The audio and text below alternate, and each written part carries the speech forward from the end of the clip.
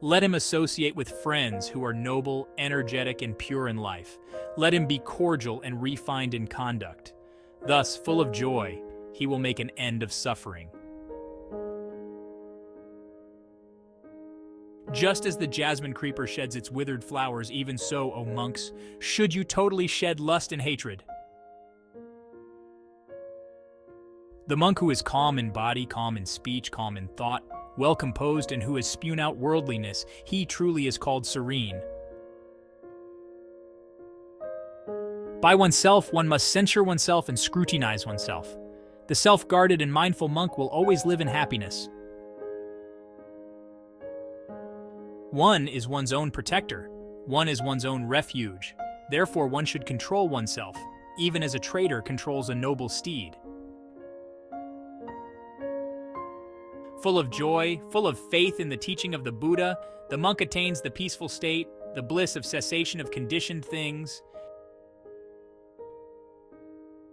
That monk who, while young, devotes himself to the teaching of the Buddha, illumines this world like the moon freed from clouds. Exert yourself, O holy man.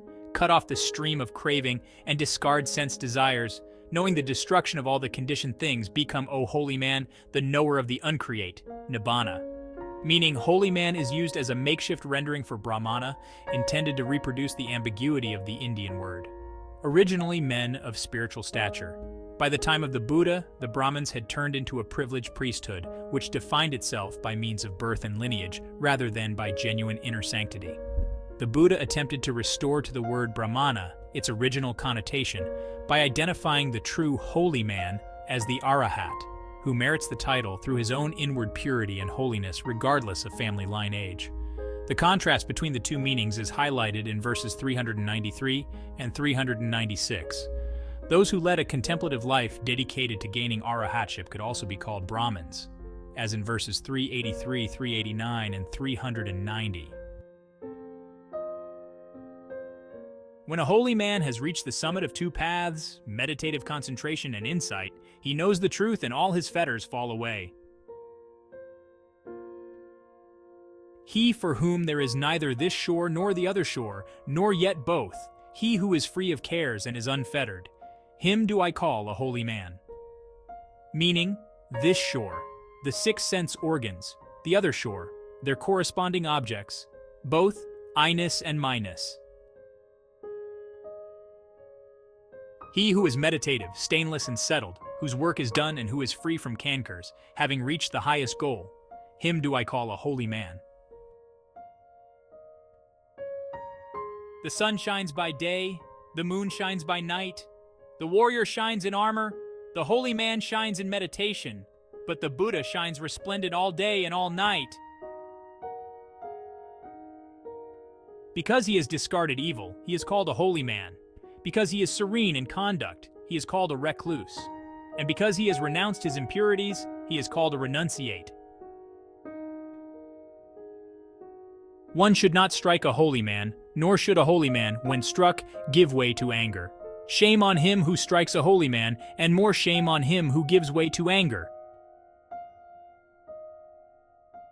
Nothing is better for a holy man than when he holds his mind back from what is endearing.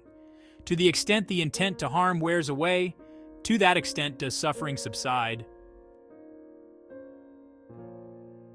He who does no evil in deed, word, and thought, who is restrained in these three ways, him do I call a holy man. Just as a Brahmin priest reveres his sacrificial fire, even so should one devoutly revere the pure sun from whom one has learned the Dhamma taught by the Buddha. Not by matted hair, nor by lineage, nor by birth does one become a holy man. But he in whom truth and righteousness exist, he is pure, he is a holy man. What is the use of your matted hair, O witless man? What of your garment of antelope's hide?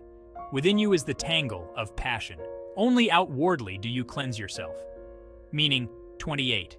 In the time of the Buddha, such ascetic practices as wearing matted hair and garments of hides were considered marks of holiness. The person who wears a robe made of rags, who is lean with veins showing all over the body and who meditates alone in the forest. Him do I call a holy man. I do not call him a holy man because of his lineage or high-born mother. If he is full of impeding attachments, he is just a supercilious man. But who is free from impediments and clinging? Him do I call a holy man. He who, having cut off all fetters, trembles no more, who has overcome all attachments and is emancipated. Him do I call a holy man. He who has cut off the thong of hatred, the band of craving, and the rope of false views, together with the appurtenances, latent evil, 10 denses. He who has removed the crossbar of ignorance and is enlightened, him do I call a holy man. He who without resentment endures abuse, beating, and punishment, whose power real might is patience, him do I call a holy man. He who is free from anger is devout, virtuous, without craving, self-subdued, and bears his final body. Him do I call a holy man. Like water on a lotus leaf, or a mustard seed on the point of a needle, he who does not cling to sensual pleasures, him do I call a holy man. Thanks you everyone for watching video.